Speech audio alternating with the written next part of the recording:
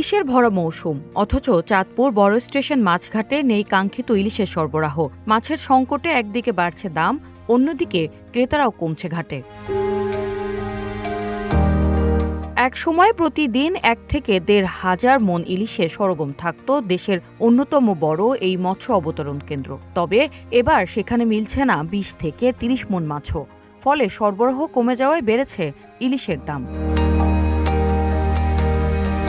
চাঁদপুর ঘাটে বর্তমানে 500 গ্রাম ওজনের ইলিশ বিক্রি হচ্ছে প্রায় 1800 টাকায়। 700 থেকে 800 গ্রামের ইলিশ 2300 থেকে 2500 টাকা। আর 1 কেজি ওজনের ইলিশের দাম উঠেছে 2800 থেকে 3000 টাকা পর্যন্ত।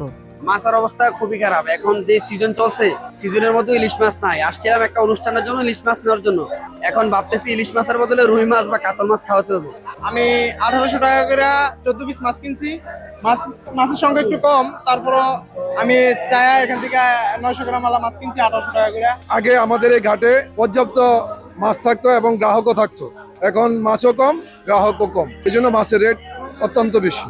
ভরা মৌসুমে আমাদের এখানে মাছ পাই ভাই। আপনার 3-4 বছর আগে এই সিজনে আপনার মনে করেন 1000-1500 মন মাছ হইতো, এখন 20 থেকে 30 মন হইতে কষ্ট হয়ে যায়।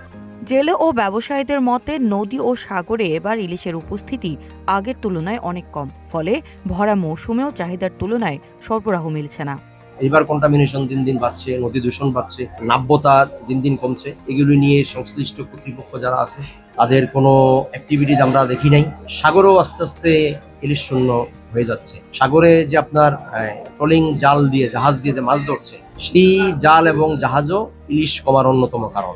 আমরা মনে করি আসলে সমন্বিত একটা উদ্যোগ প্রয়োজন সরকারের।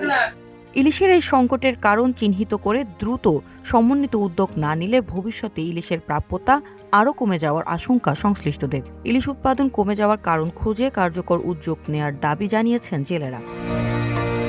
News desk, green TV digital.